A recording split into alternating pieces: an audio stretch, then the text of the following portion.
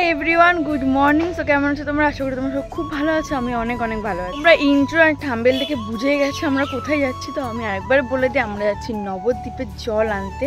শিবনিমাসে ঢালবো, যেহেতু কালকে আজকে রবিবার আর তোমরা ব্লগটা হয়তো সোমবার নয় মঙ্গলবার দেখতে পারবে। তো সোমবার হল লাস্ট, শ্রাবণ মাসের লাস্ট সোমবার।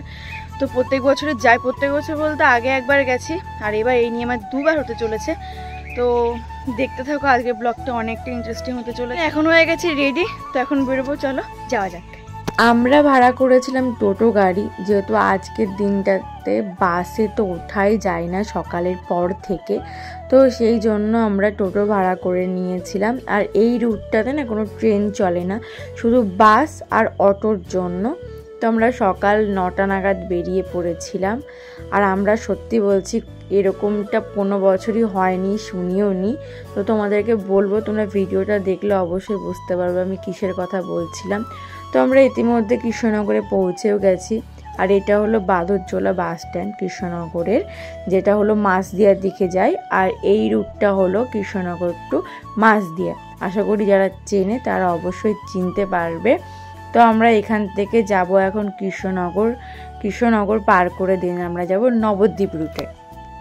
আর আমরা এখান থেকে কৃষ্ণনগরের পৌরসভার পাশ দিয়েই আমরা নবদ্বীপে রাস্তায় ঢুকে যাই। এখান থেকে ডান দিকে চলে যাচ্ছে কৃষ্ণনগরের হাই স্ট্রিট অ্যান্ড কৃষ্ণনগরের কোর্ট মোড়, আর বাদিকে চলে যাচ্ছে হলো নবদ্বীপ রুট।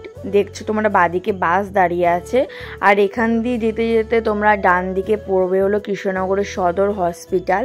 আর এখান থেকে টোটো, অটো আর বাসই চলে, এখানে কোনো ট্রেনের ব্যবস্থা নেই। যারা জানো না তারাও জেনে গেলে। আর এখান থেকে বাসের তুলনায় টোটোতে এগুলোতে বেশি পরিমাণে ভাড়া নেয়। আর এখানে দেখো খুব সুন্দর করে আই লাভ কৃষ্ণনগর লেখা আছে। আর এই রুটটা মানে যে আমরা যে ঘাটে যাব, আমরা তো প্রপার একদম নবদ্বীপ যাব না, আমরা ফার্স্টে যাব ঘাটে।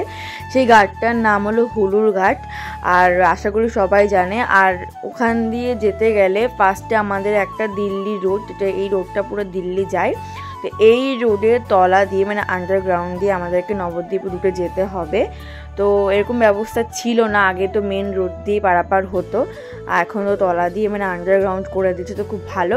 আর আমি যেতে যেতে ফার্স্টেই দলটাকে দেখি, খুব ভালো, খুব সুন্দর করে সাজিয়েছিল। আর আমরা যে যে ঘাটটাতে যাব সেই ঘাটটা তো হুলুর ঘাট, তো আশা করি সবাই চেনে। আর এই যে রেল লাইনটা, এই রেল লাইনটা অনেক আগে চলতো, আমি মানে সঠিকও জানি না, কিন্তু ছোট একটা ট্রেন ছিল ওটা জানি। তো সবটা ডিটেলসে তোমাদেরকে বলতে পারছি না। তো যাই হোক, এখান দিয়ে যেতে গেলে পড়বে আমঘাটা স্টেশন, যেটা কিছুদিন আগে ট্রেন চালানো হয়েছিল, নতুন করে ট্রেন চালানো মানে কথা চলছিল আর কি। এই সে আমঘাটা স্টেশন, যেটা একদম রেল লাইনটা নবদ্বীপ পর্যন্ত কানেক্ট করতে চেয়েছিল কিন্তু হয়নি, ব্রিজটা মাঝপথে আটকে আছে। তো যাই হোক, এত কথা না বলে আমি আসল কথাটাই বলি। তো আমরা এখানে জ্যামে আটকে গেছিলাম, মানে এবার সত্যি কথা বলতে এত পরিমাণে ভিড় হয়েছিল বলার মতোই না। ব্লগটা আমি ছোট করবো, নাহলে তোমাদেরকে ডিটেলসে বলতাম যে কেমন মানে কি বিচ্ছিরি পরিস্থিতি হয়েছিল। তো আমরা এখান থেকে লাস্টে না পেরে না নেমে গেছিলাম, অর্ধেক রাস্তায় নেমে গেছিলাম, প্রায় 5 কিলোমিটার আগে আমরা নেমে গেছিলাম। তো কি করব, পরে আমরা আবার আরেকটা টোটো গাড়িতে উঠে আমরা ঘাটের দিকে যাই। তো যাওয়ার পর তো পুরোটাই অবাক হয়ে গেছিলাম যে এতটা পরিমাণে লাইন, মানে ঘাটের থেকেও 5 কিলোমিটার পর্যন্ত পুরো লাইন রয়েছে। তো আমরা সত্যি কথা বলতে আমরা লাইনে দাঁড়িয়েছিলাম, তারপরে আমরা কট লাইন দিয়ে ঢুকেছিলাম, না হলে আমাদের মানে আর জল নিয়ে বাড়ি ফেরা হতো না, মানে এরকমটা বিচ্ছিরি অবস্থা হয়ে গেছিলো। তো এখানকে ওদেরকে বলছিলাম চল হাই হাই কর, তো ওরা বলছে যে হাই আর কি করব, মানে আমাদের এনার্জি এখানেই লস হয়ে যাচ্ছে।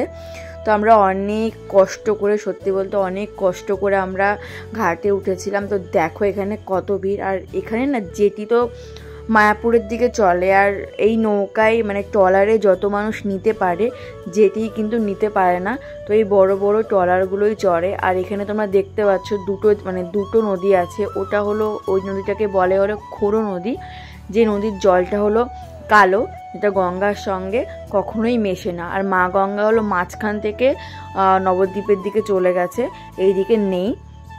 তো তোমরা দেখো আমরা অর্ধেক রাস্তায় চলে এসেছি, তারপরেও সঙ্গে সঙ্গে আরেকটাও ছেড়ে দিয়েছে, মানে এতটা পরিমাণে ভিড় হয়েছিল। তো আমরা এই পাড়ে এসে আমরা গঙ্গায় যাই, দেন ওখান থেকে জল তুলি।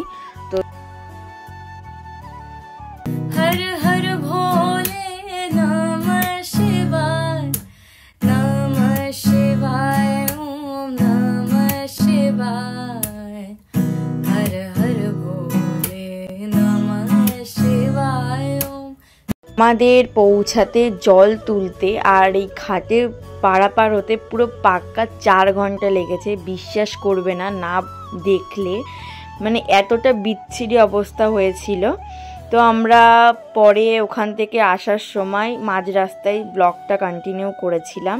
আর এখানে একটা দাদারা যাচ্ছিল গান নিয়ে, তো আমরা লাস্টে না পেরে গানের সাথে নাচতে নাচতে অনেকটা সময় নাচতে নাচতে যাই। কারণ সত্যি কথা বলতে এবারের কৃষ্ণনগর থেকে যে রুটটা আর কি শিবনিবাসের দিকে আসে, ওই রাস্তাটা প্রচণ্ড পরিমাণে খারাপ ছিল, যার জন্য হাঁটতে প্রচুর কষ্ট হচ্ছিল।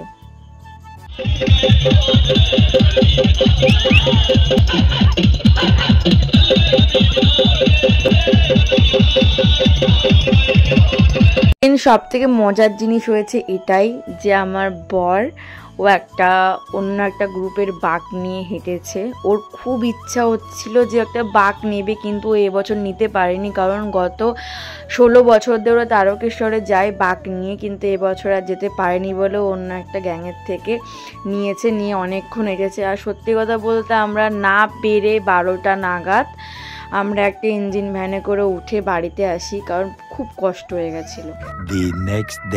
ব্লগটা পরের দিন থেকে কন্টিনিউ করছি, কারণ শিবনিবাসটা আমার মামাবাড়ির থেকে অল্প একটু মানে 2 কিলোমিটার হবে।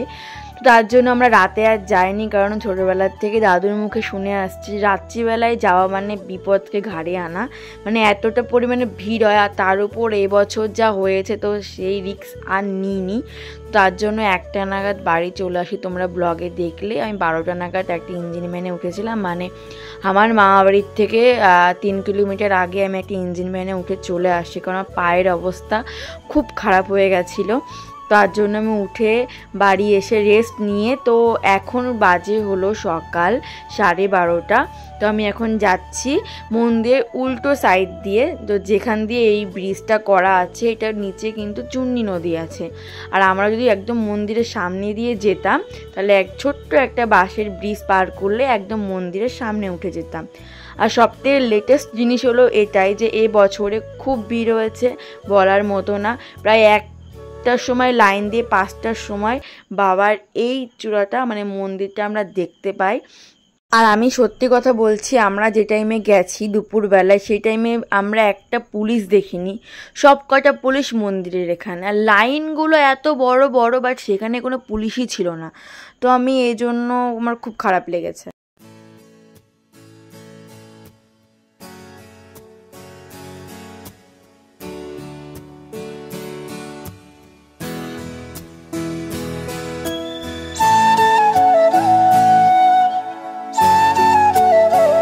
জল ঢালা কমপ্লিট, আর আমাদের কমপ্লিট করতে 1টা থেকে পুরো 6টা, একদম কাটায় কাটায় 6টা লেগেছে।